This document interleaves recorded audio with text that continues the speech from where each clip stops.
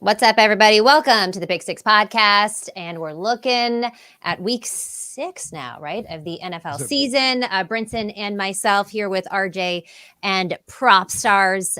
If y'all like winning picks, make sure you head over to sportsline.com. Use the promo code PICK to get your first month for just $1.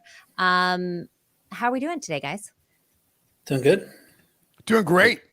I like how did you try to go with a Brent Musburger thing there, Catherine?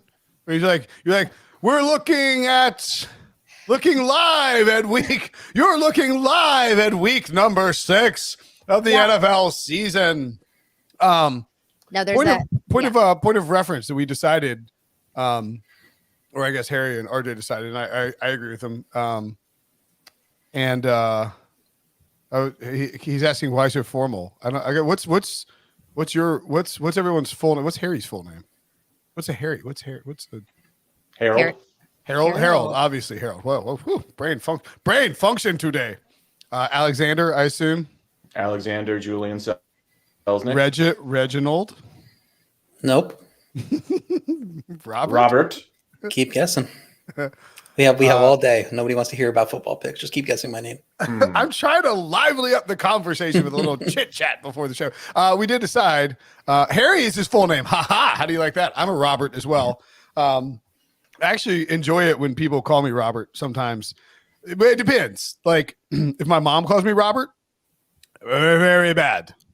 My father calls me Catherine. It's very bad, but you call me Catherine every other day, and it doesn't seem to bother me as much. All right, sorry. I had a problem. I had a problem with my thing. It said week 5 on there, and then I was like, "Is this week 5? Am I looking at the right thing?" So the actual point of emphasis I was going to make was that we have decided for moving forward with the podcast, we're going to lock the lines. By the way, smash the like button, subscribe on YouTube if you haven't already.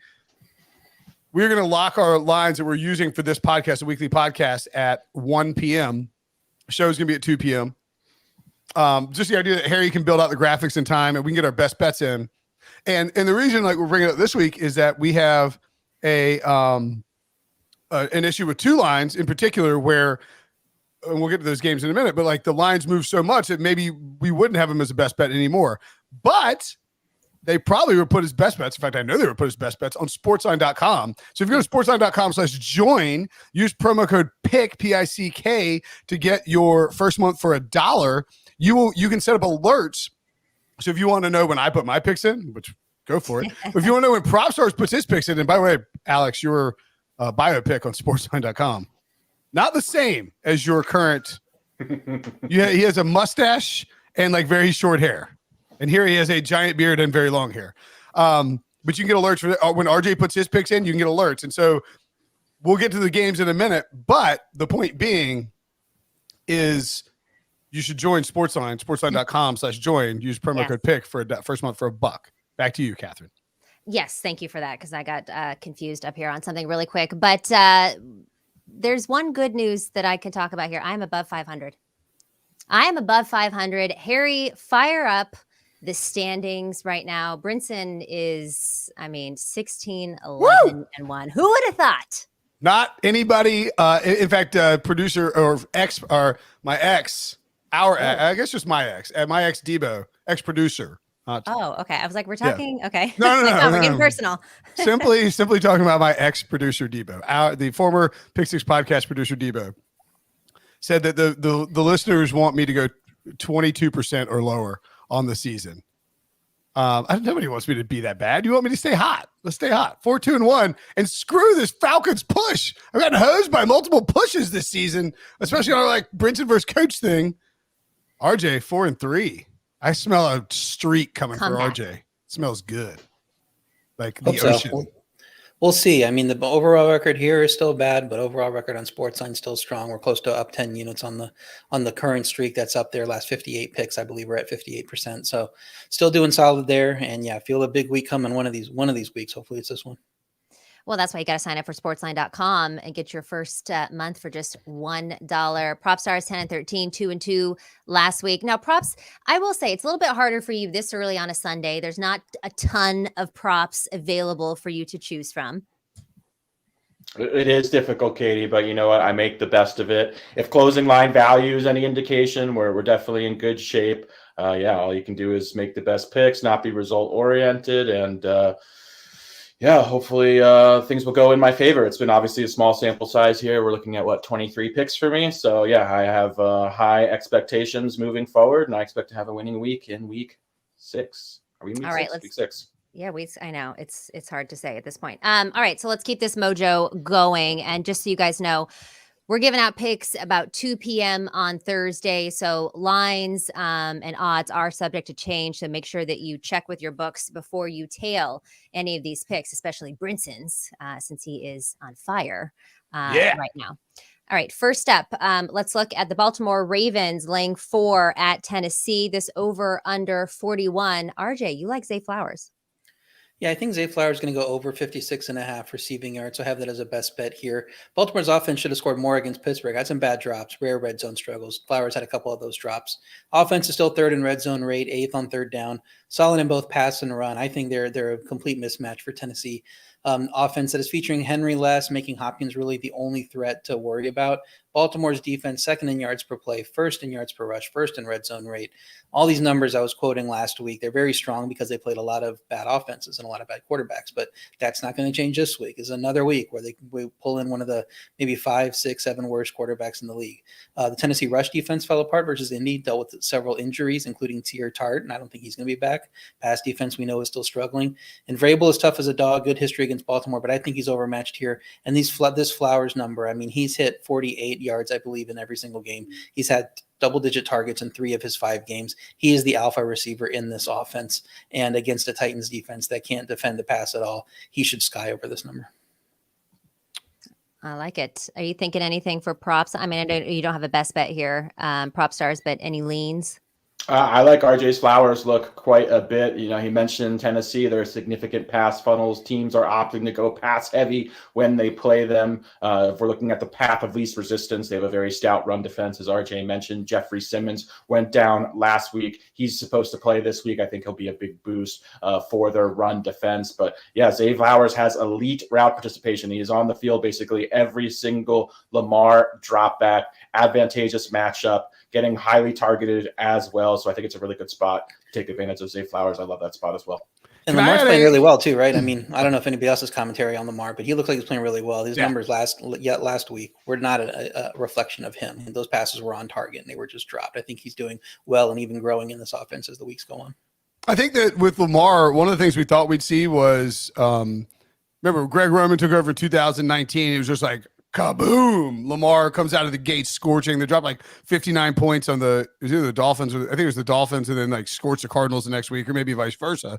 But this, this offense just exploded. Lamar wins unanimous MVP, and it's like, okay, when they switch from Roman to Todd Monken, we're going to see some sort of similar type of explosion, and like that's just hard to ask, right? I mean, it's a new offense, and it's a bunch of new pieces where, you have Mark Andrews as the carryover, but you've also got Zay Flowers as a rookie coming in, and he's been very good. I think 2 points I would note here. One, Katie, if you want to ask RJ and Propstarz about the fantasy trade you were offered in the expert league. Yes. RJ might be in that league. So but you already rejected it. So like, it doesn't matter. No, RJ, I don't think RJ is in that. But I'm going to add, can I add a best bet here? Harry's going to be annoyed.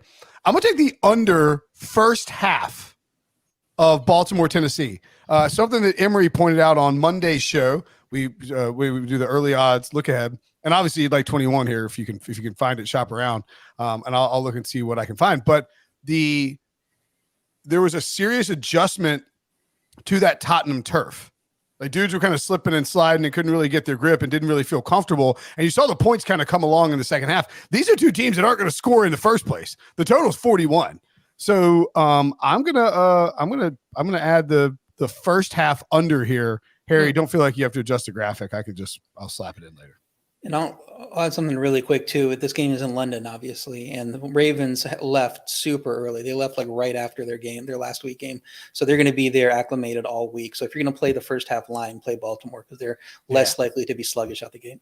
And Baltimore -2.5, -115 on that first half line. What I'm seeing, I'm not sure what we have.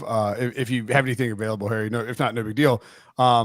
Katie, do you want to float do you want to float the trade, or do you want to keep? Yeah, I want to hear the I trade. want the trade. So I'm in the auction league with the fantasy football today, guys, which I'm actually holding my own. I'm not doing too bad. I'm like middle of the pack right now, 3-2. But I got a trade offer today because I've got Zay Flowers. They wanted Zay Flowers, and they were going to Zay Flowers and Devon Achane, because Achane obviously is on IR for 4 weeks at least, and they were going to give me Breece Hall. And my first reaction was no. But then I called Brinson just to kind of like bounce it off him as well, and we decided not to do that. But curious if you guys think that was the. I have Christian McCaffrey, I have Jonathan Taylor. I can kind of survive a few weeks without Achane. I don't necessarily need Breece Hall and Zay Flowers, especially with what you're doing here. I don't want to give them up. What's your record? 3-2. Yeah, I think the desperation to trade Achane is for teams with a losing record, because you need to get over 500 by the time he gets back, and you're just not going to do that if you have a hole at running back. So I think, especially with the depth you have, I think you're fine not doing the trade and just holding on to what you have. But for people out there that are deciding whether to do a trade like that, I think it really just depends on your record. And if you can't afford to be 2-8 by the time Achane comes back, so you got to make a move. And worth noting too, like, because Katie hit me up about the trade, and I was like, and I'm not going to reveal the person. It's a sharp, it's one of our sharp. Yes. That's one of your employees, RJ, who's trying to pilfer Achane from her. But I actually think that like part of the deal, and I think this is just really an interesting point relative to the Titans and the Ravens in this matchup, is that the Ravens schedule over the next 4 weeks. I was using Dave Richards' strength of schedule for this week, for the next 4 weeks, and for the rest of the season on sportsline.com. Again, sportsline.com/join. Use promo code PICK. You get your first month for $1. You can access that article. At Titans in London, no bye week. Lions at home, at Cardinals, Seahawks at home over the next 4 weeks for the Ravens. This is a real opportunity for the Ravens pass game to actually get going from a statistical perspective, where Zay Flowers, Mark Andrews, and Lamar Jackson all start to kind of put it together and put up some numbers. So I think I think the person in question wisely he already has Lamar and Mark Andrews on his team, was looking to acquire Zay Flowers and really make a push while Achane's hurt to try and succeed with that Ravens passing offense, which I just think is just kind of an interesting notion. All right. Mention Sportsline, sportsline.com/join, promo code PICK. I know I've said it like 7 times, but this is the important one, because the San Francisco 49ers, Katie Mox's San Francisco 49ers, a 7.5-point favorite as of 1:00 p.m. on Thursday against the Cleveland Browns with an over-under of 37.5. And the reason I mention this is that if you go to Sportsline and you go and look at I look like a retired, somebody told me I look like a retired offensive guard in this photo that they're using on me for sports. Not a bad look. I guess. I mean, like, hey, you look like you used to be fat. They all thin out after they. But I have the Niners in as a best bet at -6.5.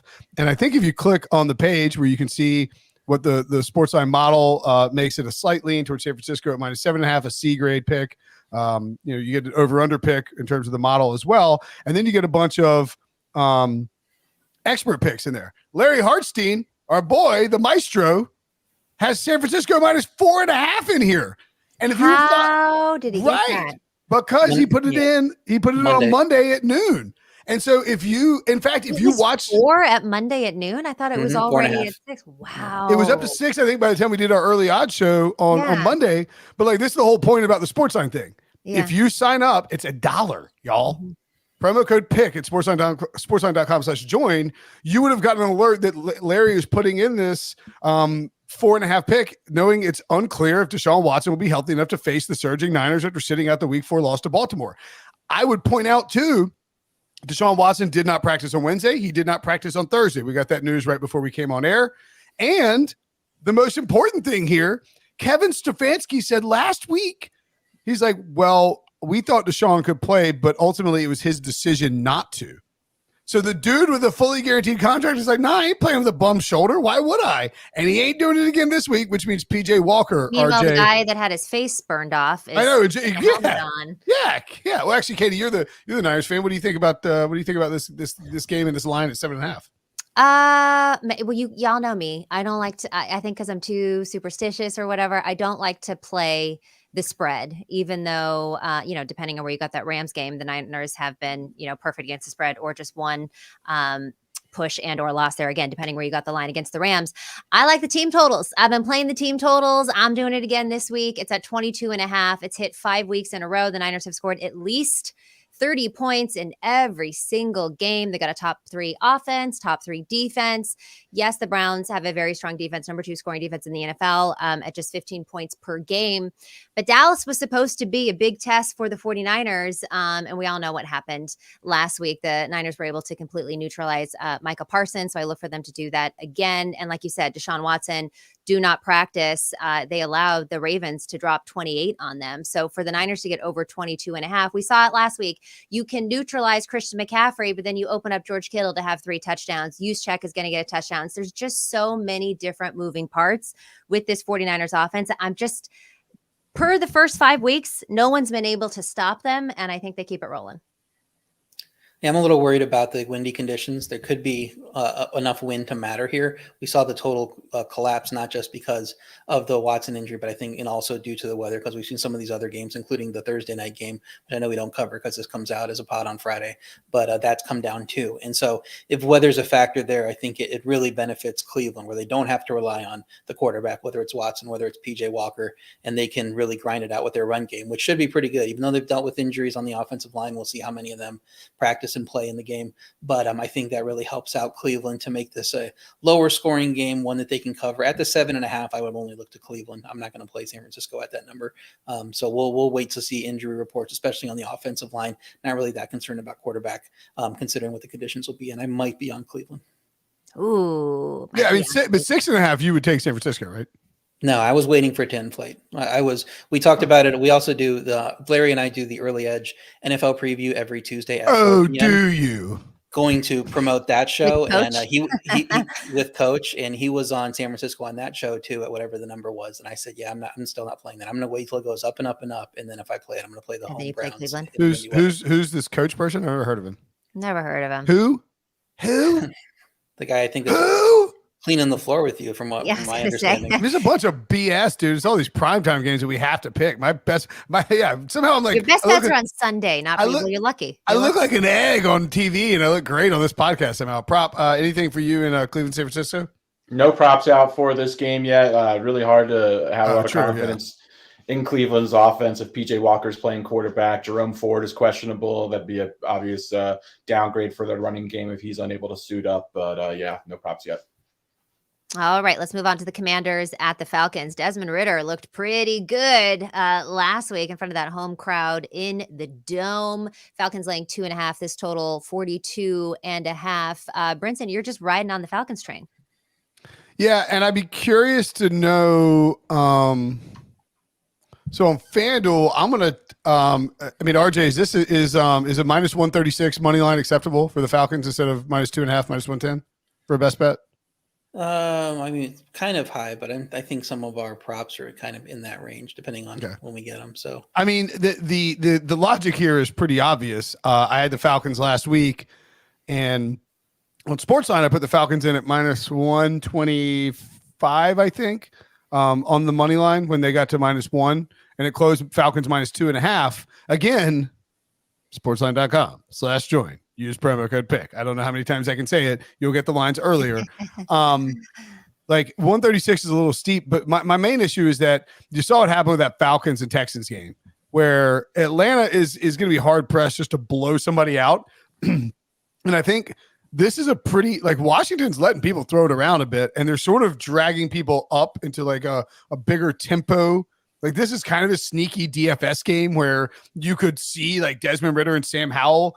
Like, if you need a couple things to break right, but you could see maybe a potential explosion of points here. And by explosion, I mean 48 points, which would be a ton for this game. But I am going to take the Falcons minus 2.5. I mean, I would rather take the money line, but if we feel like that's too steep, then I won't do it. I think just the way that Atlanta plays, the close nature of their games, if you can get the money line, it's probably a little smarter.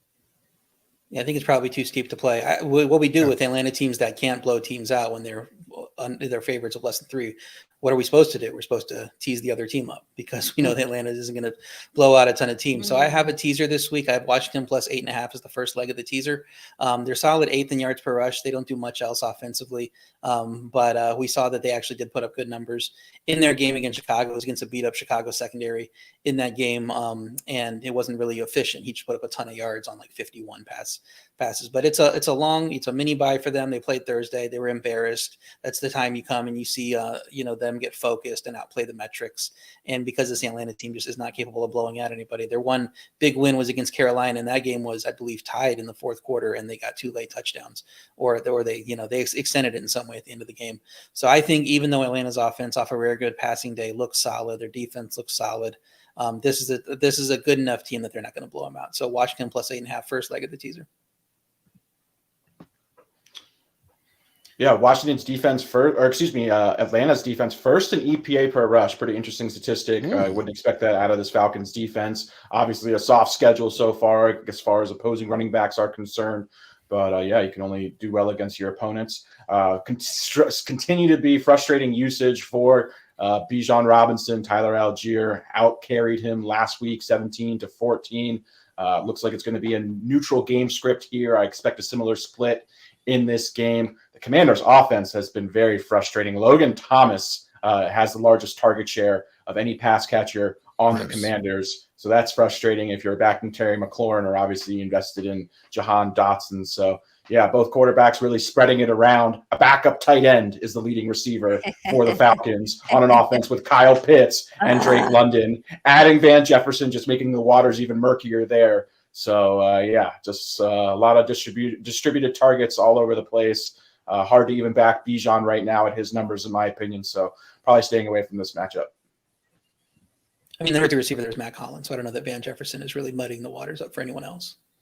Well, I mean, it is like has another when it's a low volume passing offense, right? And there's like very minimal targets to even start with. But Jefferson was supposed to be the number 1 in the Rams starting the year, and they just immediately bypassed him for Puka Nacua. Well, I love Van Jefferson getting like 3 or 4 targets. Van Jefferson's like primary beef is he's not getting enough targets and not getting on the field enough. It's like, oh, you want to go to Atlanta? Oh, where Jonnu Smith is like out targeting Kyle Pitts and Drake London combined. Yeah, have a great time, Van. You're going to really enjoy your trip to Atlanta. Look, big Falcons guy here. Still think they're live for most wins in the NFL. Unlikely, but still think they're live. San Francisco's got to play some teams, okay? Yeah, so do the Eagles. So you know who doesn't? The Falcons. The Falcons already had their 2 toughest games in the Jaguars and the Lions. It's nothing but all right. How much? What were the odds on that again? Like 50 or 60 to 1, I think. Oof. Yeah, it's not happening. That's fine. Okay. Speaking of the AFC or the NFC South, excuse me.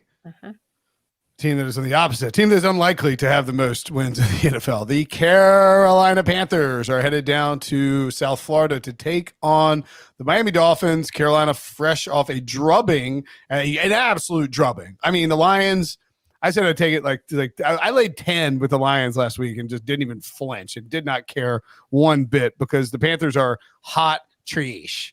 I mean, they are hot trash.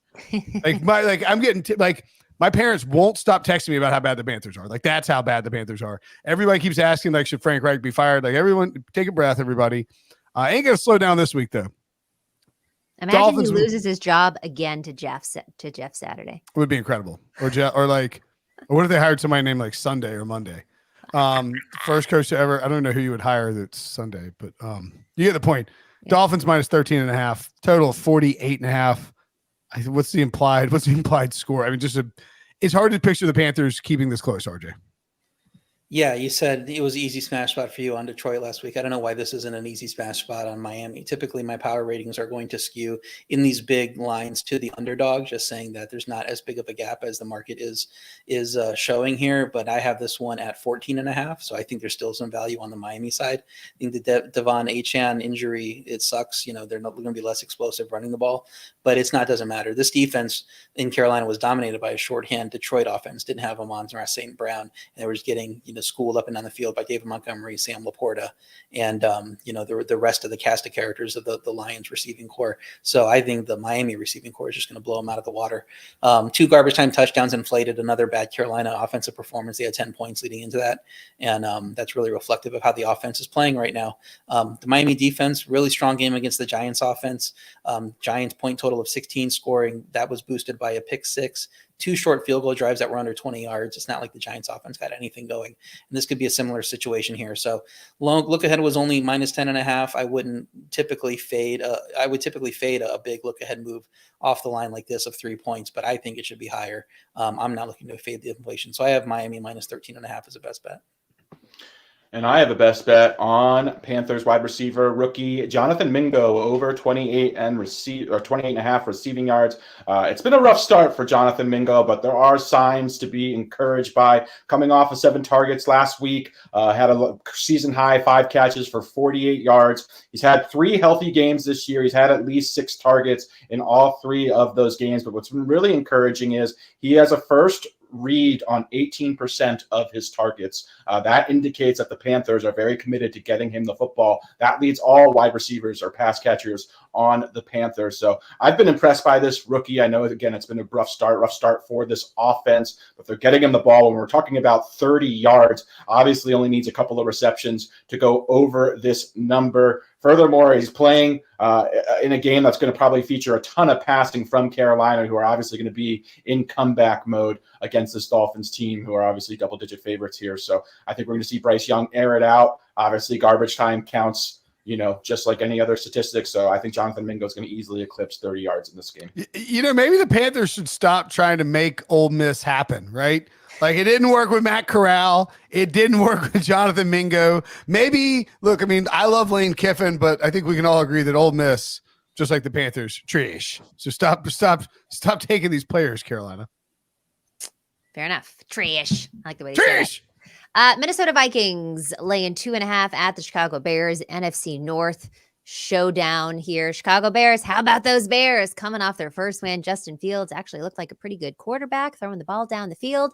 Minnesota will be without their top receiver. Justin Jefferson has gone to IR.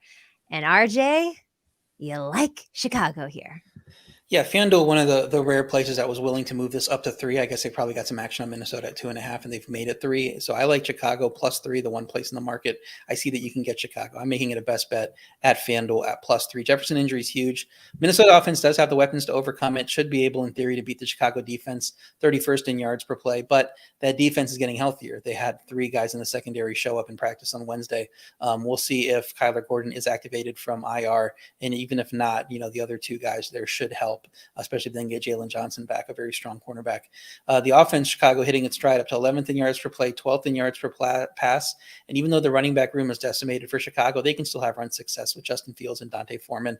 Minnesota's defense has been solid, actually 12th in yards per play, despite facing some pretty good teams, Philly, Chargers, Chiefs. So maybe they can limit this offense a bit, but this could also be another win game. And if it's a win game and it's the run games are prevalent more than the pass games, I think that really favors Chicago. So if you're going to get this at 3, I think you take Chicago. My power ratings have Chicago as a half point above the worst teams in the league at minus 5.5. And even at that number, I would only make this line 1.5. So I think plus 3 is a pretty solid value. So you're saying there's a chance Chicago could still win the division? I'm just kidding. No. No. No, the Lions are too good. It's like your other bet. It's still live, but it's dead. It's alive. I like. Okay, so we are saying too that you can so this actually went to 3 at 1 o'clock and locked at 3. Yeah, I like Chicago too in this spot. I actually think you can make a reasonable case that Chicago's a decent money line play, but certainly take the 3. Look, RJ said it and has been saying it for weeks. The Vikings are a questionable team that plays close games. And if you can fade them catching 3 with the Vikings on the road, you should do that, because there's a pretty good chance that the Vikings or their opponent will be kicking a long field goal to win the game with 5 seconds left. That's just sort of how every Vikings game goes over the last 42 years. So why not jump in on that? Plenty more games to cover. But first, we're going to take a break. Before we do that, Sunday, the NFL is on CBS. The Week 6 slate features the Seahawks stepping into the jungle against Joe Burrow and the Bengals, and AFC South showdown as well. It all begins at noon Eastern with future Hall of Famers. That's the Jaguars and the Colts. Future Hall of Famer J.J. Watt joining JB and the guys on the NFL Today. We can't wait for Sunday. The NFL is on CBS and streaming on Paramount Plus. We'll hit more of the games coming up next after the break. Get your team ready to move. I'm ready. Welcome, enjoy the show. Vamos. Celebrate Hispanic Heritage Month I don't mind that. with stories of heroes, Everything's gonna be just fine. home, I love it here. This town, the people. and honor. You need to remember what you're fighting for. Celebrate today and every day. Oh, cheers to that. Salud. Explore the One Mountain Una Familia collection on Paramount Plus. Stream now. Jaguars and the Colts. Colts at Jacksonville. Jacksonville -4.5. I've actually got a best bet added onto this in lieu of my San Francisco best bet. I'm going to take the Colts +4.5. One, we have a Gardner Minshew revenge game in play. Who doesn't love a good Gardner Minshew revenge game? Gardner Minshew's kind of tracking to be like a homeless man's Ryan Fitzpatrick. You know, like capable backup, playing for a bunch of teams, has a revenge game every other week because he played for so many teams. But Gardner Minshew revenge game against his old team, the Jaguars. And I think, frankly, I just think this line should be 3. Jacksonville got a big boost with Buffalo coming over late in the week, not being adjusted to the time zone in terms of being in London. The Jaguars were in London for 2 weeks. Like, it's great that you come back right away. You still have a pretty huge adjustment, and I could see this offense being a little lethargic. The Colts are – it's interesting. I was reading the great Pat Thorman over at Establish a Run on snaps and pace and stuff, and he pointed out that the Eagles are operating at a really, really, really slow pace this year, whereas the Colts are operating a really fast pace. And so the logic that I love when I say, like, mention pace and stuff, and Propstarz starts nodding, meaning like he's like, yes, you are correct, Brinson. You did not interpret this incorrectly. But the difference is obvious, right? Shane Steichen was the guy who was running tempo for the Eagles because the Eagles ran a really fast pace last year. And the thought was year 2 with Hurts, like, really acclimating, after his breakout, they would keep operating this fast pace. They're much slower, whereas the Colts are running fast, but now they're going to have a lot less quarterback runs. This is, for me, a good spot for the Colts to keep within a field goal. And I think if you wanted to embrace that pace, Alex, you could say a certain rookie wide receiver for the Indianapolis Colts operating completely out of the slot. Josh Downs is a good look here as well. I couldn't agree more, Brinson. We talked about him on Monday. Love me some Josh Downs, taking him as a best bet, over 42.5 receiving yards. But yeah, coming off that season best game, 6 targets, 6 receptions, 97 yards. His route participation has grown every week, which you love to see. Gardner Minshew, who also has great facial hair, as well as Ryan Fitzpatrick. Wanted to point that out. Another commonality between them. He's very comfortable throwing to Josh Downs. Nearly an identical target share to Michael Pittman Jr., whose receiving line is nearly 20 yards north of Josh Downs. So I love Josh Downs. I think he's a great value. I think the Colts, as you mentioned, they're playing up tempo as well. I think that benefits him as well. Could also be potentially playing from behind in this matchup, which could increase passing volume as well. So yeah, I think Josh Downs is certainly a great play this week, and definitely very bullish on his season-long outlook as well. If you're in PPR, I think I'd rather start Josh Downs than Michael Pittman this week. I would agree. Just to back up Alex's point too, these two guys, Pittman has had 24 attempts from Minshew and 22 attempts from Richardson, whereas Downs has had 20 attempts from Minshew and 13 attempts from Richardson. So he gets looked at a lot more from Minshew, but those are the numbers behind that. And the two quarterbacks have had just about the same amount of attempts on the year. All right, moving on. New Orleans Saints. This line is basically like a pick 'em. Saints -1.5 at the Houston Texans. This total 42.5.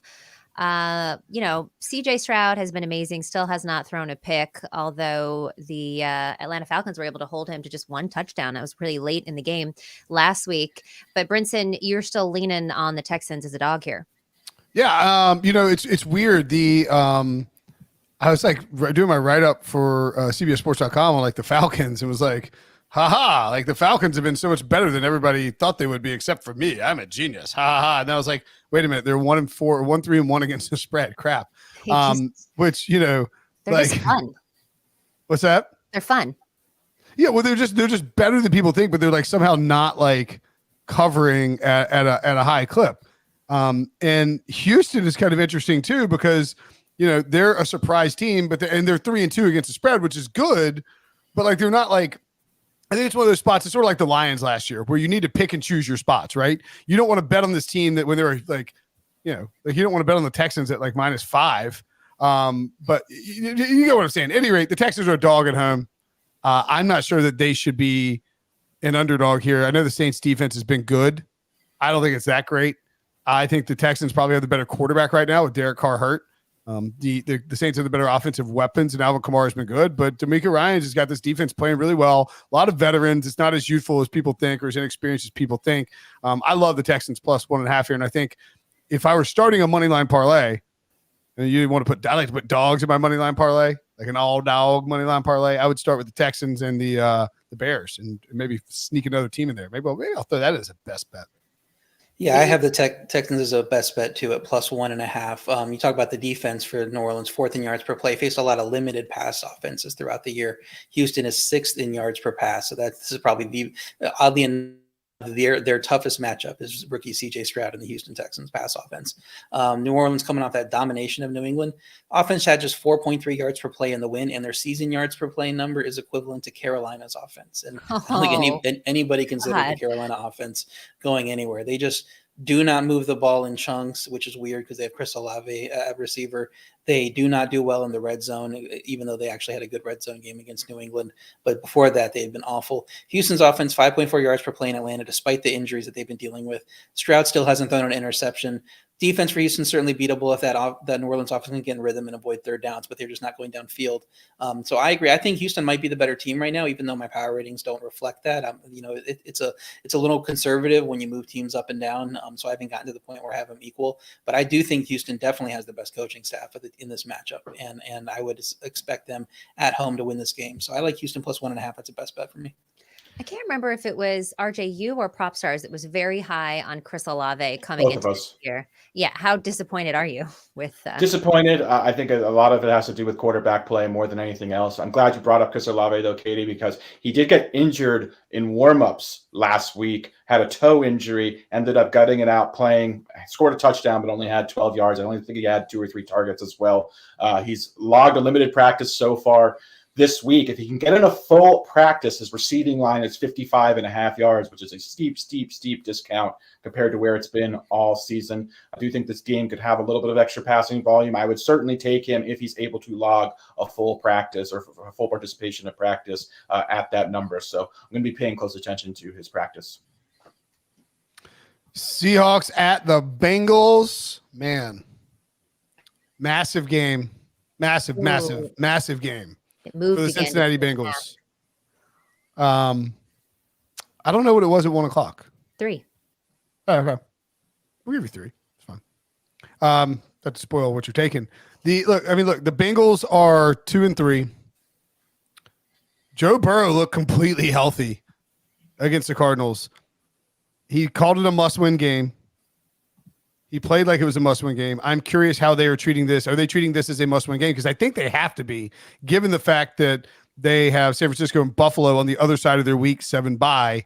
I don't know. I mean, people are just sort of assuming Burrow's going to be 100% healthy after the bye, which I think is a little crazy. But, I mean, look, if he looks like he did last week, then congratulations to whatever the hell they did to him from a training perspective, because he just magically flipped a switch and his calf apparently is fine. I was leaning towards actually, but the over under here. Can you throw that back up? Is it 44.5 now? Did it come down? I put the over 45 as a best bet on Sportsline. It's ticked down half a point, which is really unfortunate for me. It had climbed up to 45.5. I think, RJ, that is in large part because of the weather here. You can run on Cincinnati a bit, and Seattle could possibly do that. I would expect that However, if the weather's not really bad, that this turns into more of a shootout with both teams chunking it around, as both teams tend to be a little bit higher pass rate over expectation. If the weather complies, maybe they throw it around a bit. But Cincy's defense 30th in yards per rush, we know Seattle just from a philosophical standpoint, they want to run the ball with the running backs they have there, and they might have the perfect excuse to do it here. Seattle's defense first in yards per rush. So if Cincy is forced to run the ball a little more with the weather, then that does not play into their strength. And I think they're going to struggle here. I was aggressive in moving Cincy up in my power ratings after a good Burrow day. I didn't put him quite back to where I would have Cincy if we knew he's healthy. But I know you want to put them up leaps and bounds. You don't want to be slow on that. And even with the aggressive move I made, which I believe is 2 points above average now, I couldn't get this number to 2.5. I still have it at 2. So I think Seahawks are a good value here, especially if you can find it at 3 in the market, which it typically is. Cincinnati's offense came out of the basement there, and that's why we had that aggressive move. Seemingly only 4.8 yards per play in that game in their breakout, and you take away that big Jamar Chase touchdown, it was the same old 4 yards per play that they've been doing. So it's not that exciting much out of that one big play. Seattle had to buy to get healthier, playing well after that Rams week 1 collapse. I like the 3, but with 2.5 as the number right now we're showing live, I just put this as a second leg of my teaser. Seattle plus 8.5, pairing that with Washington plus 8.5 on the teaser. For what it's worth, DraftKings still has a 3. Sure. 3, I believe. Yeah, they still have a 3. Juiced minus 118, Seattle. But yeah, I mean, I think obviously you'd much rather have that. Goal. Yeah. Yeah, that field goal. Yeah, I mean, I talked about this on Monday, and at that point, everybody was on the Bengals except for me. But I still like the Seahawks here because it's like, is Joe Burrow back, or does the Arizona pass defense just suck? I mean, really, that's one of it.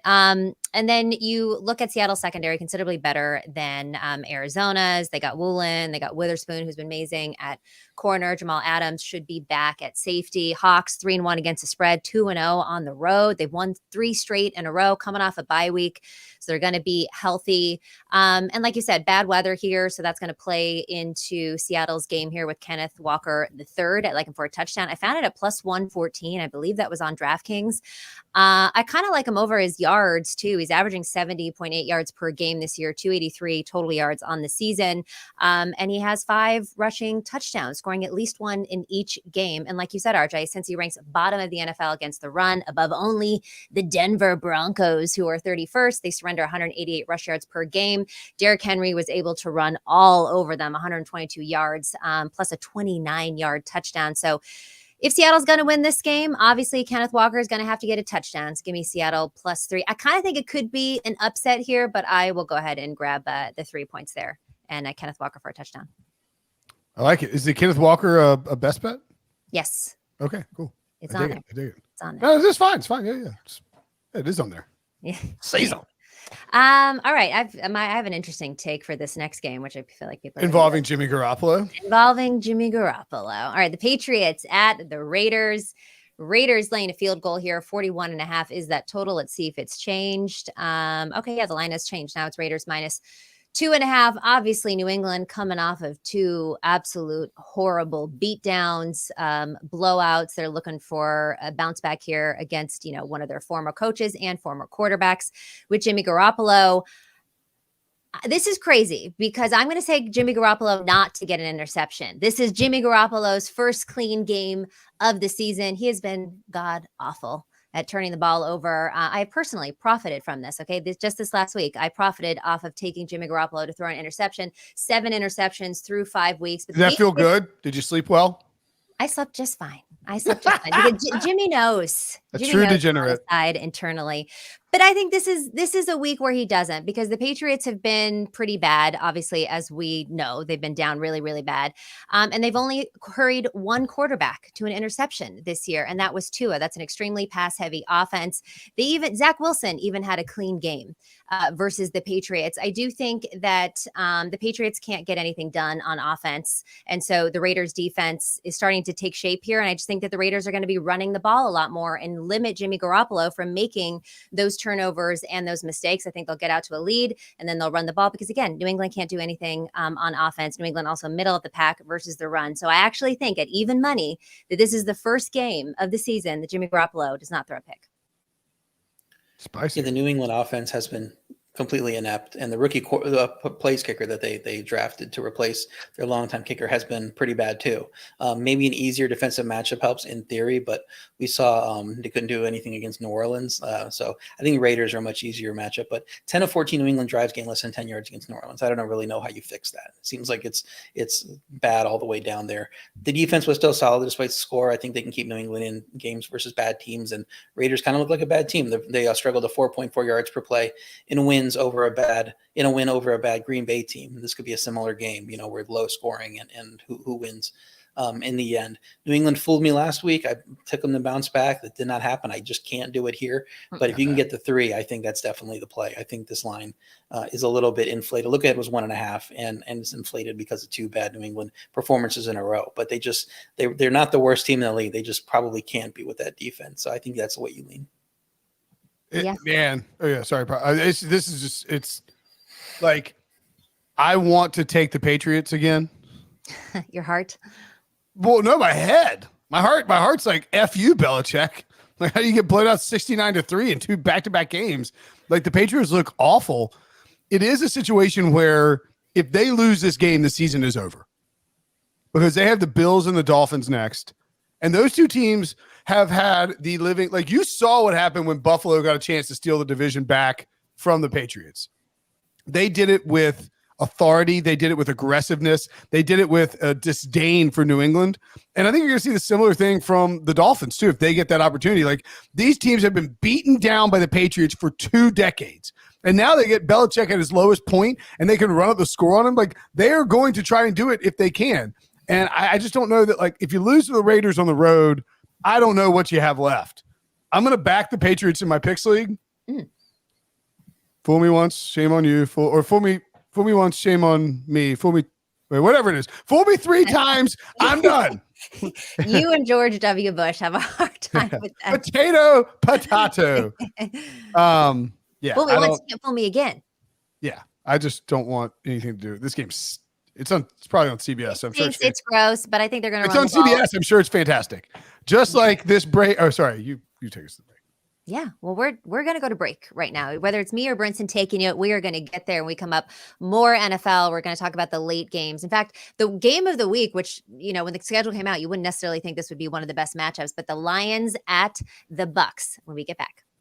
We need the sports news anywhere. We've got breaking news to bring you. Then get your sports anytime you want them. Big trade news overnight to discuss. Because we know you need sports all the time. A lot of movement in the rankings this week. A legend adds to their legacy. We're bringing you that breaking news right here on HQ. CBS Sports HQ, anywhere, anytime, all the time. Welcome back to Pick Six Podcast. This is our NFL pick show. And now we're going to go into the late slate games. You got the Lions laying a field goal at Tampa Bay. This total 43.5. Actually, sorry, Brinson, you were supposed to set that one up. That's all right. You keep going. That's pretty much it. That's all I got. Yeah, I got the Lions as the best bet here. This line is going to get to 3.5. So if you want the Lions, get it now. I'm actually, like, as we were talking about this, I was putting it in on Sportsline. Here's my thing with the Lions. This team is, I think if you took the Lions and put the Lions in the Cowboys uniforms and sent them down to Tampa Bay with the same, like, Lions roster, but without the history of being the Lions, I'm all in on the Lions, and I'm still operating with some level of distrust when it comes to Detroit because they're just the Lions. Like, you don't expect them to be good for a long time. It's like even when the Browns were a playoff team, it's like tough to trust them, right? The Jets, even when they got Aaron Rodgers, it was like tough to trust them. And the reality is this Lions team has been built really, really well over the course of several years. We talked about it with Brady and Dews, and it's like they showed patience. They put together this roster. They are great in the trenches on both sides, and they have enough skill guys. They have a competent quarterback in Jared Goff. He's probably the second or third or fourth best quarterback. Top 5 quarterback in the NFC easily. You've got Jameson Williams back. Sam Laporta is turning into a superstar, like as a rookie, as a tight end rookie. Like he's making Iowa tight ends. Yeah, Iowa tight ends just don't miss. He replaced an old Iowa tight end in Hawk, right? And like he might be better. Amon St. Brown, I'm not sure what his status is for this game. Don't care. I don't think he'll be able to run the ball very much. That's what I'm curious. How does how does Ben Johnson attack this Tampa Bay defense? Because it is a kind of a pass funnel, and you could see them really let Jared Goff cook early, force the Bucs to back up, and then you start pounding David Montgomery underneath. I think they'll be smart enough to do that. I think the Bucs are kind of a paper tiger in terms of leading the NFC South, and I love the Lions here, RJ. I love the Lions too. I think Ben Johnson is the best offensive coordinator in the league, so he'll figure it out. He'll figure out a way to take advantage of this matchup because I don't think Tampa Bay is as good as their record. I just want to go to follow up on that Goff point. Are you saying right now on this podcast admitting that Jared Goff is better than Matthew Stafford?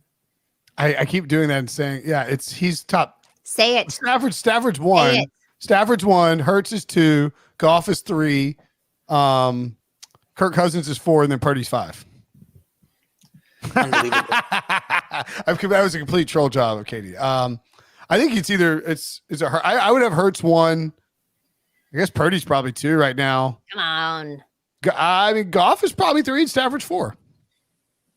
So Goff Hall of Fame case this offseason from Brinson. Put him in the Hall of Fame. Go win a Super Bowl. I'll tell you what. I watched that whole Lions Panthers game because I had like a ton of like Lions and DFS. Ended up doing okay because Goff went nuts. Like the Lions are really, really good. I'll tell you the Super Bowl matchup I was sort of envisioning on Sunday afternoon. Lions Dolphins. Like, I think if I could go back and pick before the season, like people be like, you're insane and doing it just for attention. I'd be like, well, a little bit, yes. But I do think this is a viable Super Bowl matchup. Like Lions Dolphins feels legitimate to me. Who did you have at the beginning of the year, though? Was it Lions, Jags? Bills and 49ers. No, but we went on. Lions, Jags was the one I wanted. Yeah. The crazy out there galaxy brain. No. Not that crazy right now. Well, and also, you had Matt Stafford to get 1 vote for MVP. Do you think that's still alive? Yeah, hell yeah. He's getting his case boosted by the best pair of receivers that the Rams have had since Torrey Holt and Isaac Bruce. I mean, it's pretty incredible. two Hall of Fame caliber receivers. It's pretty incredible what they're doing in that offense. Now I have Detroit -3 is the best, but I think this line should be 4.5. Tampa Bay dominated were dominated in the one loss against a good team they played in the Eagles, and Detroit has proven to be good. Like you've said, Tampa Bay cannot run the ball, which I know Propstarz will get into. Detroit's defense 6th in yards per pass, and they dominate limited offenses. I think they're going to dominate here. Detroit's offense also 5th in yards per play, 4th in yards per pass, despite their cast of few receivers getting it done with the Sam Laportas of the world if they need to when Amon-Ra St. Brown is out. Surprisingly bad injury report last week didn't matter. They're going to be healthier here. I mean, bet it before it gets to 3.5 if you still have 3s in the market because this line should be higher. Yeah, and Amon-Ra St. Brown did practice in full on Wednesday, so that certainly is a good indication for his status. But yeah, I'm on Rachaad White under 52.5 rushing yards. I put this one out about 2 hours ago before the show was recorded. Another very sharp group got to the under. So this is dipped down to 46.5. So if you are a Sportsline subscriber, you got at least 5 or 6 yards of closing line value there. But absolutely love this spot. Detroit's run defense, RJ mentioned, one of the best in the NFL. They haven't allowed a running back to go over 43 yards this season, and they faced Bijan Robinson. They faced Kenneth Walker. They faced Aaron Jones, Isaiah Pacheco, Miles Sanders. So very, very impressive run defense from this Detroit team. Rachaad White has been the least efficient starting running back in the NFL. All of the NFL next-gen stats, he ranks at the very bottom. The Bucs aren't doing any favors for him either as far as their run blocking is concerned here. So this is a giant mismatch. In my opinion, I love fading Rachaad White. I'd even take him at the 46.5 number that he's presently at. You could always scale down half a unit or something there if you're uncomfortable with that sort of line movement. But yeah, love fading the running back here against just an absolutely elite Detroit run defense. Propstarz with Rachaad White being so bad, are you like in the free Sean Tucker movement? You want to get some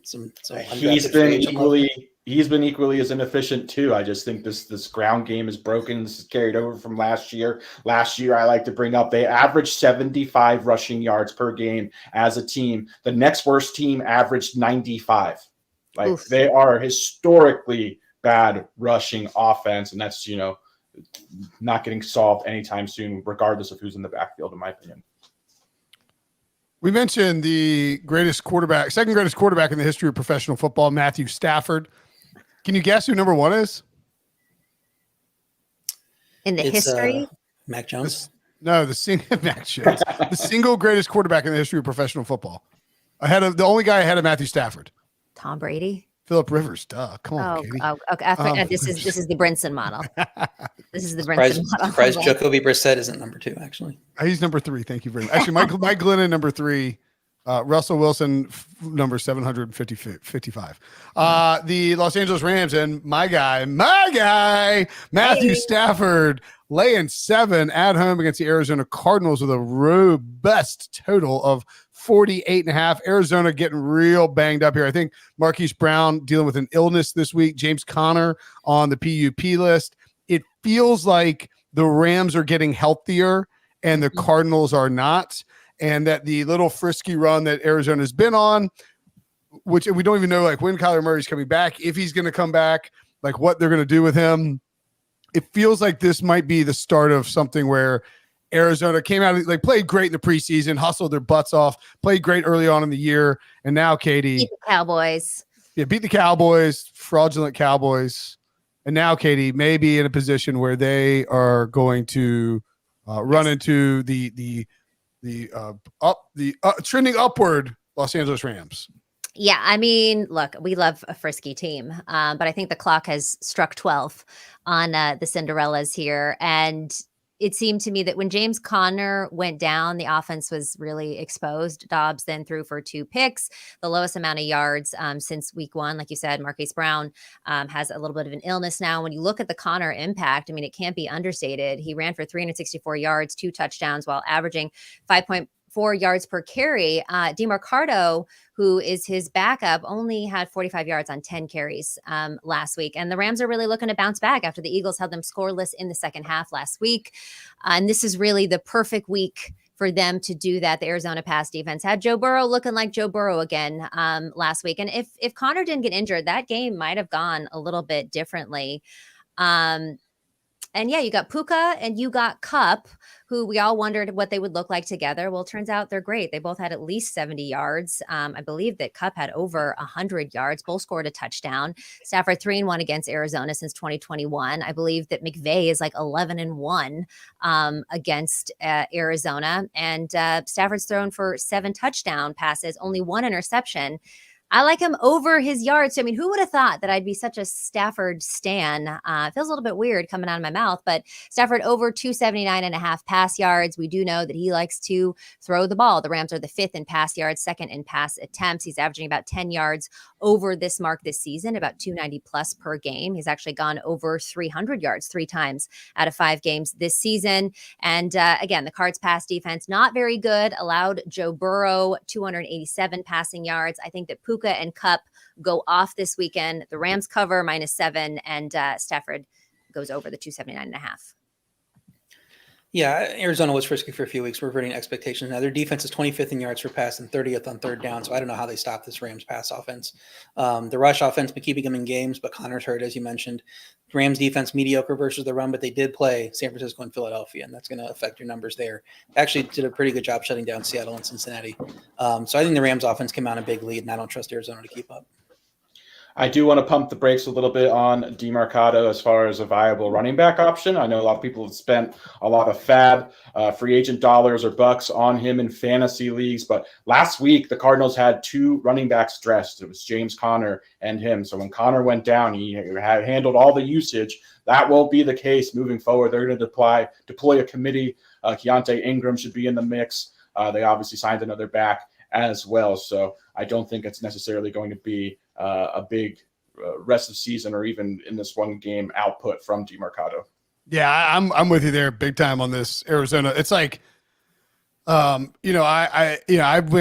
had the first waiver claim in my home league that doesn't reset, and people were like so ridiculous about holding their spots. Like we had 0 waiver claims this week. Are you kidding me? Like 14 major guys went on PUP and nobody made a waiver claim. It just sat at 12. I thought I'd move up with no waiver claims, but I used it on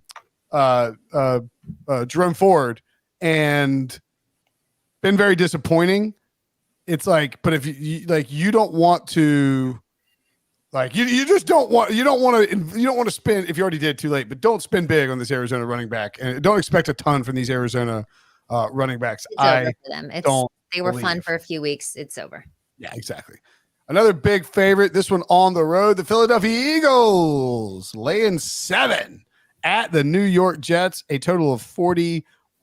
I'm not a math major, but that implies what, 24-17? Did I do that right? Did I do that right? Oh my God, I did implied math on the fly. How amazing. I got the Eagles -7 here as the best bet.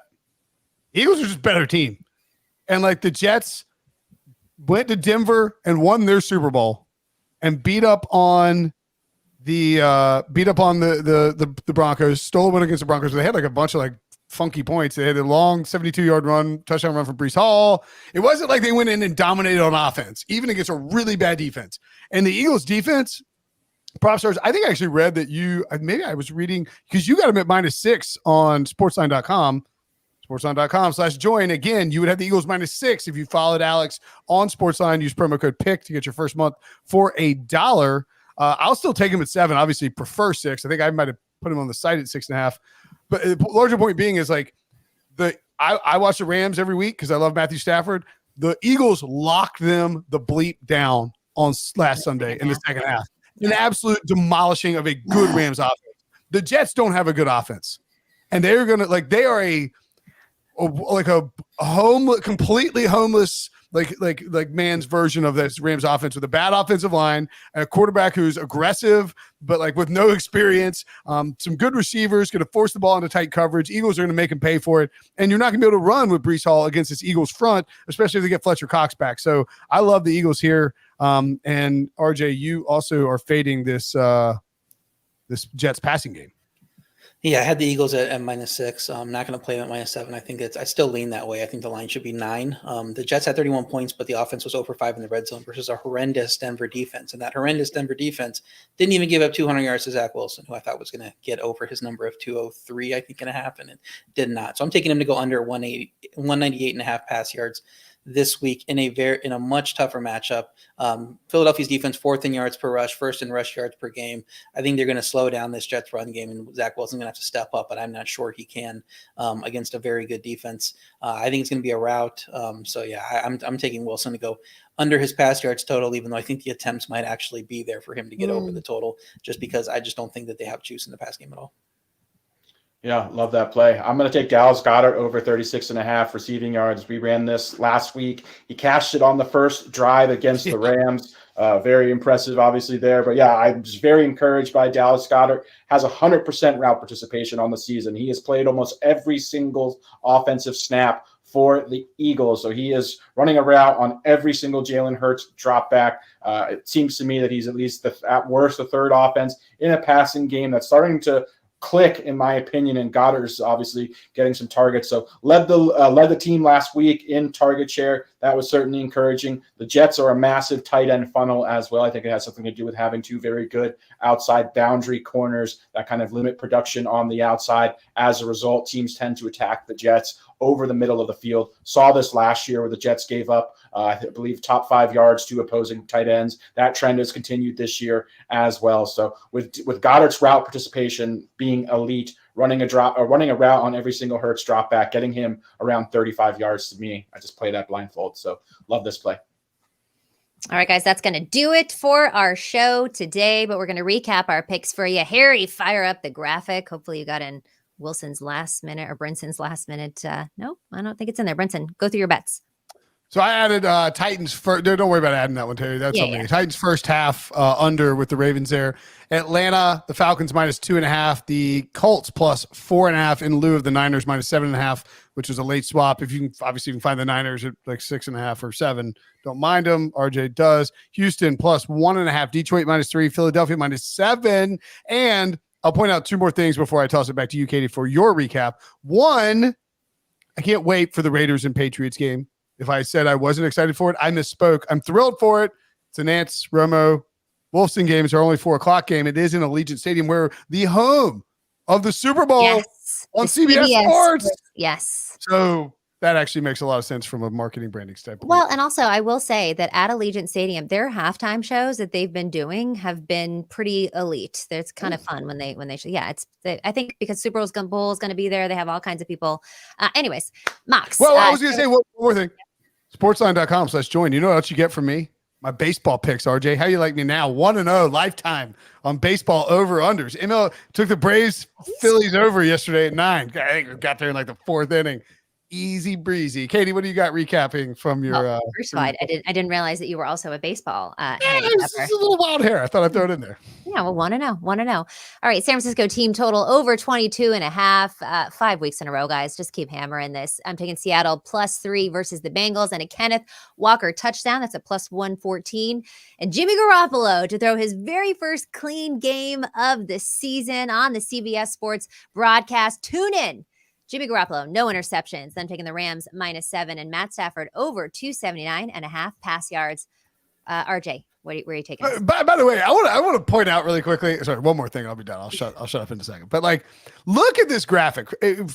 Yes, incredible job by producer Harry putting this together, especially because these usually come in at the last minute. But I gotta say, y'all people are shook as hell by me leading this podcast Pick'em thing, because look how funky this looks. Like, we got anytime TDs. RJ's got a bunch of props and totals and teasers. I mean, obviously Propstarz has his props going, but like, I got this nice, neat little 5 NFL picks, and you people are so shook by me dominating this podcast with my record. He said for the last time, more than likely. Like, what did Micah Parsons say? Laugh now, cry later. Yeah, that's right. RJ, what you got? Well, I've got a couple of props like I've had most weeks, and because I'm trying to give you some space to be first, because I'm not very good on props. I'm not Propstarz. I'm very good at ATS long term, but I've been scaling back on ATS picks to give you a shot, and I'm glad that you're running with it. But no, Zay Flowers over 56.5 receiving yards. My teaser is Washington and Seattle both +8.5. I got Miami -13.5, Chicago +3, Houston +1.5, Detroit -3, Zach Wilson under 198.5 pass yards, and we didn't get to it on the show, but I also sent in Giants Bills over 44.5. Going to be playing a lot of Bills overs with how beat up that defense is. Yeah, and I've got Jonathan Mingo over 28.5 receiving yards, Josh Downs over 42.5 receiving yards, Rashad White under 52.5 rushing yards, and last but not least, Dallas Goedert over 36.5 receiving yards. That is the show. Thank y'all for joining us. Make sure you join the Super Friends on Sunday for their NFL Week 6 recap show. I don't know what this means, but Let's go Pack. Put your pups up. Oh, pups up. Okay. At Duke this weekend. Let's go Pack. Let's go Pack. Remember to like, comment, subscribe on the YouTube page. If you're listening to audio only, do the same, and we'll see you Sunday.